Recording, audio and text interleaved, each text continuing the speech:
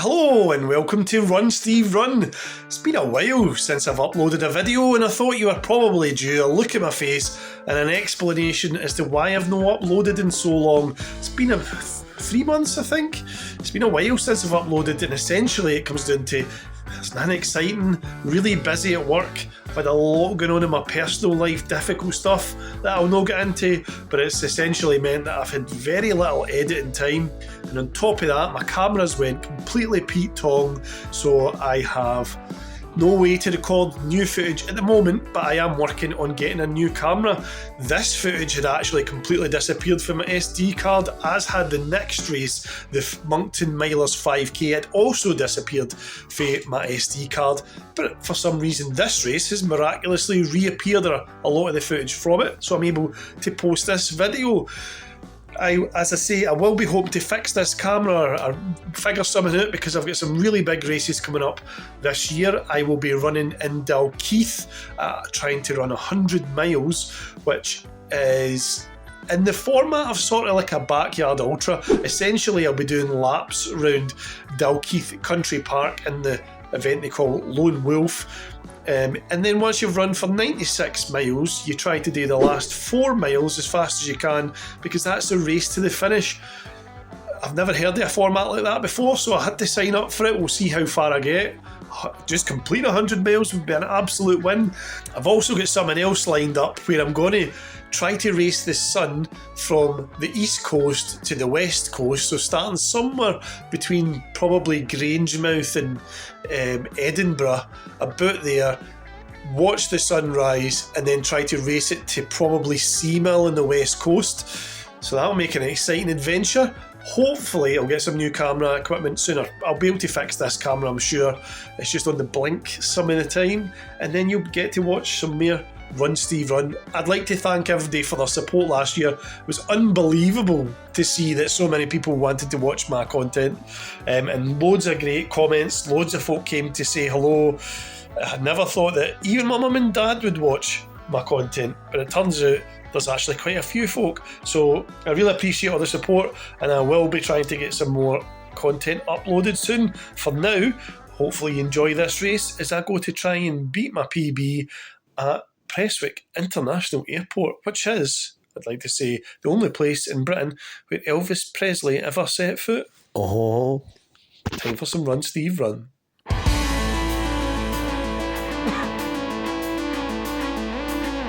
And so we transition into the car park at Prestwick International Airport as we get ready to race. Will I win Run the Runway 2025, or will I hijack a plane like it's GTA? You can find out this week on Run Steve Run.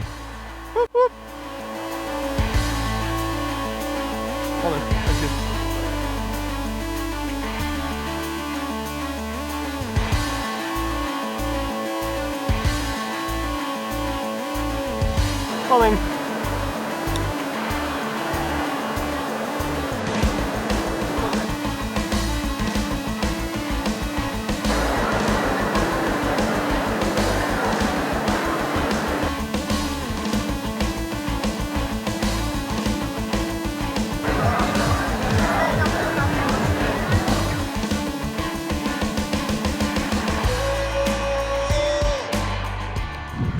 Well, it definitely looks like an awesome event.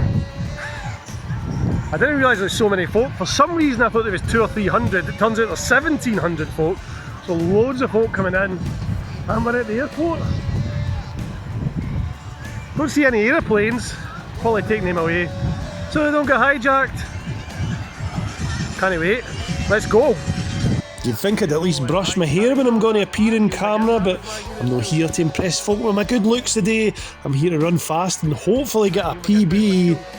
I did also do a bit of Run Steve Run mingling and met a couple of subscribers, as well as some folk I know. That's Paddy, a guy that was a year below me at school. And you saw it earlier when I was walking out to the runway. I met Brian and Nikki. Brian was at primary school with me, so it was great to meet loads of folk that I know before starting the race. I'm going to need all the love and support I can get because it's a pretty dreich, windy day out there today. It's not the time for making excuses now though, Steve. It's time to get the heat down and see what we can do. I need a pee and I need a drink, but other than that, Oh, there's always time for a couple of excuses. 8, 7, 6, 5, 4, 3, 2, 1. Happy New Year! Woo!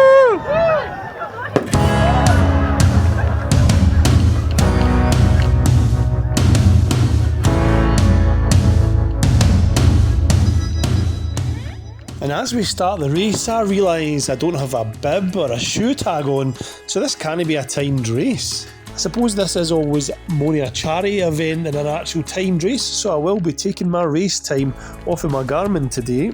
And even though it might not be a timed race, I certainly have been training like it is, racking up a record 274 kilometres of training in October. So I'm hoping for a strong performance today. I've one eye on breaking my 10k PB of 46 minutes and 4 seconds. It's such a flat course, but having only ran one sub 50 10k this year nearly 9 months ago, it's going to take a hefty effort to set a new record.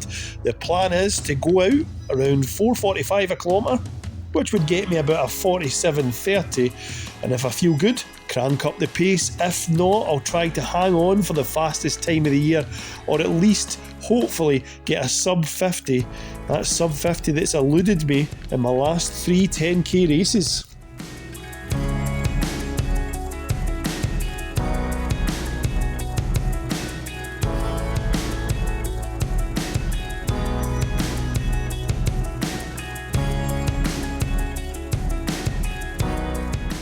And we've now come round the first corner and we're hitting the main runway of Prestwick International Airport, and as we turned that corner, I have to say there was quite a headwind hit me. I'd assumed it was going to be pancake flat as well, being an airport, but there was a slight uphill too. Can't complain too much, but I'm feeling quite a bit of resistance at this time. You can see how much I'm struggling in the wind, as well as runners are passing me left and right. Certainly have been as soon as I get round that corner. That shows in my pace, because the first kilometre split is a 5:04, well off the pace, a 4:45 that I was hoping for. And here's a guy coming past me with thick thighs written on his t-shirt. Certainly must have some thick thighs to be pushing on while wearing cotton trousers and a cotton t-shirt by the looks of things. He's going to pick up a bit of wind resistance, but he gives no shits right now, and I certainly can't judge him because he's already starting to gap me.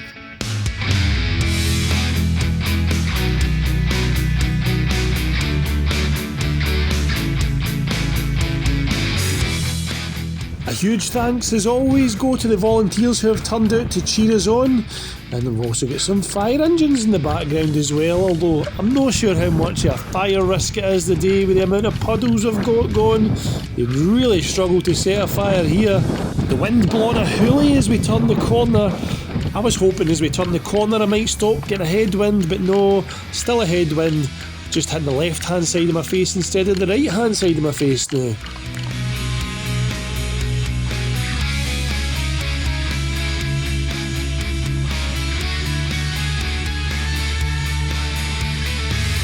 As we end the second kilometre, the smirry rain has started again, definitely losing a few seconds per kilometre due to lack of traction. Maybe also losing a few seconds because I've been tanning Halloween sweets all week, this being the start of November. Whilst my running volume has increased in October, so has my calorie intake. Gets me every year. Didn't help that I bought a ton of sweets and then literally nae wains chapped my door, so I was left to eat them all weekend by myself. In fact, I actually had a family bag of Haribo for my pre-race breakfast because I woke up late. I'm sure that will all be fine. Not sure if it's poor diet or weather, but I'm still well off PB pace. I may have to reassess my goals here, as I'm barely managing to stay on sub 50 pace at the moment. Let's skip ahead now to the end of the fourth kilometre and see how I'm getting on. As we hit the end of the fourth kilometre, I'm now desperately trying to hide behind this girl in yellow to shelter for the wind as it is wearing me down. The only problem is she's toy, so she doesn't make much of a windbreak, and she's also getting away from me. We've now turned right, heading south on the short runway, meaning the headwind is a wee bit more of a crosswind, but as you've seen earlier, still very much hitting me in the face. And the slight uphill seems like it's a slightly steeper uphill too. I don't know if that's just the illusion, because I've been running into a direct headwind for the last few kilometres and it is tiring me out. Oh, this headwind's killing me. There we go, whinging to a random competitor, and here's a fast guy coming back past us now. I am so jealous of him. He is running with a tailwind, and I would do anything to get rid of this headwind right now. We are now at the end of the 4th kilometre, and you'll see the 3rd and 4th kilometre splits were very much more of the same, floating around the 5 minutes per kilometre mark. Can't wait till it's my turn to have a tailwind.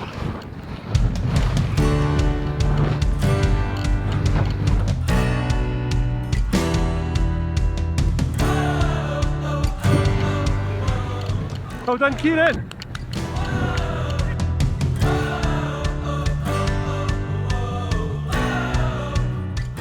Well done, Brian. Kieran McBride having a belter of a race there. He's well ahead of me, but Brian isn't that far ahead. We should be pretty closely matched because we both get 5k PBs in the 21 minutes. Still looking for random competitors to complain to, and I have everything to be disappointed in. As I look at my watch and I see a 5:14 flash up on the screen, not what I was hoping for at all, but as I turn around, I instantly feel the wind stop hitting me in the face, maybe even give me a wee boost in my back. Oh, thank God that headwind's finished. I'm now even complaining to folk with headphones on. Nobody cares, Stephen, just get running and let's see how much time you can make up on the way back to the start line.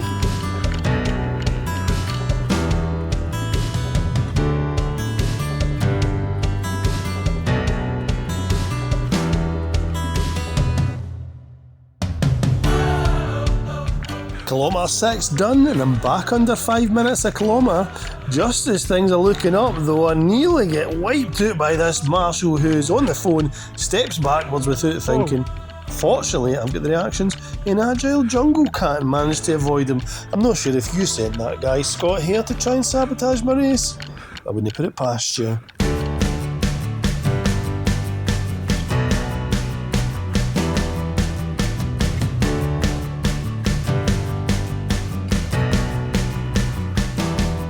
Having now turned around and with the wind in my back, I really should be flying well under 5 minute per kilometre pace. Under the 4:45 pace I'd hoped to average through the whole race as well, but the first half of the race has really sapped my thigh muscles and that's what's hurting.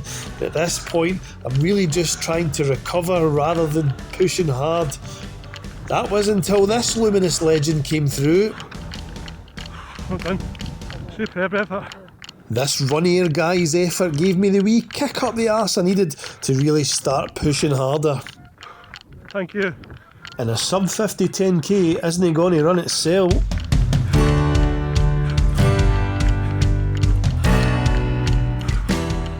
Skipping forward to nearly the end of the 8th kilometre now, and there's a couple of aeroplanes sitting over by those hangars giving off some Grand Theft Auto vibes.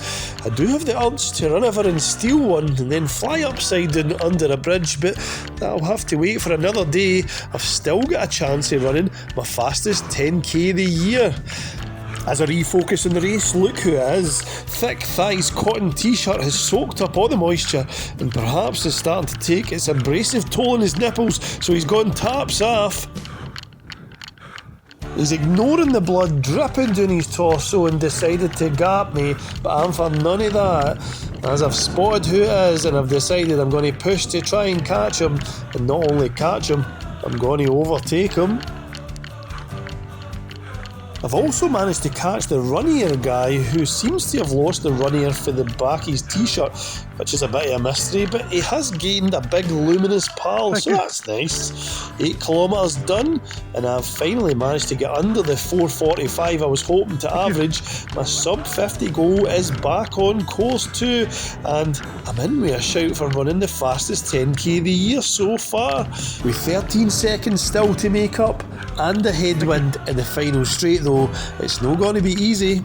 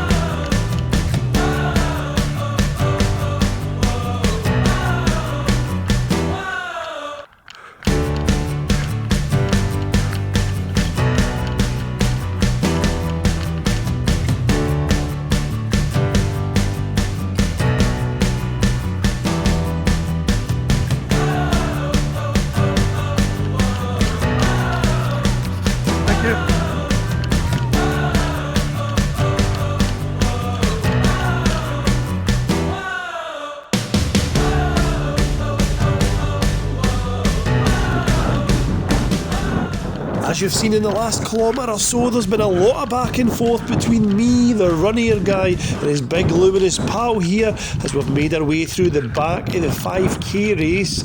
As we come into the final straight, I'm going to try and stick to Runnier's luminous pal and hope to outkick him in the final few metres as the rain worsens and the headwind starts to batter us once again.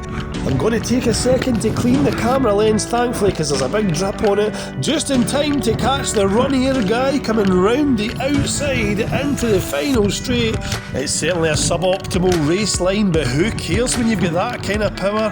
At this point, I've forgotten about going for sub 50 or running my fastest 10k of the year, and I'm laser focused on catching these two human glow sticks.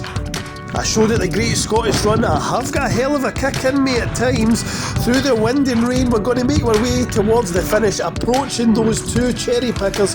I've managed to catch his luminous pal, but Runnier is still beating me as a small child and their dad runs past him like he's standing still.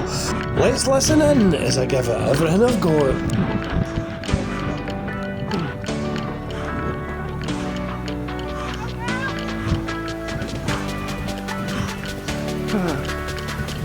And that grunt of defeat signifies that I know I'm not going to get there, although I'm not entirely sure where the finish line actually is. I suppose again it's not really a race, so I'll just stop my watch there, and I finished in a time of 48 minutes and 13 seconds, beating my fastest 10k time of the year by over a minute.